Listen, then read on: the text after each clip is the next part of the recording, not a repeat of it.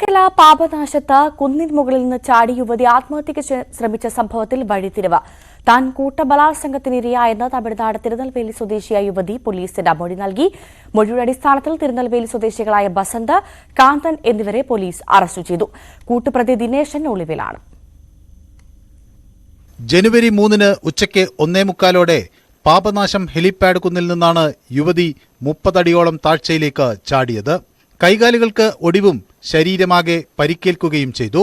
യുവതിയെ നാട്ടുകാരും ടൂറിസം പോലീസും ലൈഫ് ഗാർഡും ചേർന്ന് വർക്കല താലൂക്ക് ആശുപത്രിയിൽ പ്രവേശിപ്പിച്ചു. അബോധാവസ്ഥയിലായ യുവതിയെ പിന്നീട് പാരിപ്പള്ളി മെഡിക്കൽ കോളേജ് ആശുപത്രിയിലേക്ക് വിദഗ്ധ ചികിത്സയ്ക്കായി മാറ്റി. ഇവിടെയെത്തി വർക്കല പോലീസ് മൊഴി രേഖപ്പെടുത്തിയപ്പോഴാണ് യുവതി ഞെട്ടിക്കുന്ന വെളിപ്പെടുത്തൽ നടത്തിയത്. ക്രൂരമായ പീഡനമാണ് തനിക്ക് നേരെ ഉണ്ടായതെന്നും ഇവരിൽ നിന്ന് രക്ഷപ്പെടാൻ ശ്രമിക്കുകയാണ് ചെയ്തതെന്നും യുവതി പോലീസിനോട് പറഞ്ഞു. സൗഹൃദത്തിലായ യുവാവിനൊപ്പം എത്തിയ ശേഷം ജ്യൂസിൽ ലഹരി ചേർത്ത് നൽകിയെന്നും പലയിടങ്ങളിൽ കൊണ്ടുപോയി 4 ദിവസത്തോളം ലൈംഗികമായി പീഡിപ്പിച്ചെന്നും യുവതിയുടെ മൊഴിയിലുണ്ട്. മദ്യം നിർബന്ധിച്ച് കുടിപ്പിച്ചതായും യുവതി പോലീസിനോട് പറഞ്ഞു.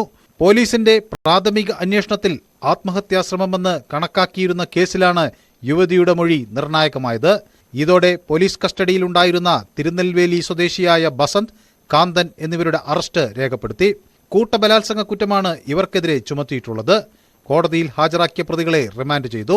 ഇവർക്കൊപ്പമുണ്ടായിരുന്ന തിരുനെൽവേലി സ്വദേശി ദിനേശൻ എന്നയാൾ ഓടി രക്ഷപ്പെട്ടിരുന്നു. ഇയാൾക്കായി അന്വേഷണം ഊർജിതമാക്കി. യുവതിയുടെ ബന്ധുക്കൾ സ്ഥലത്തെത്തി ഇവരെ നാഗർകോവിലിലെ സ്വകാര്യ ആശുപത്രിയിലേക്ക് മാറ്റിയിട്ടുണ്ട്. ന്യൂസ് 18 ആറ്റിങ്ങൽ.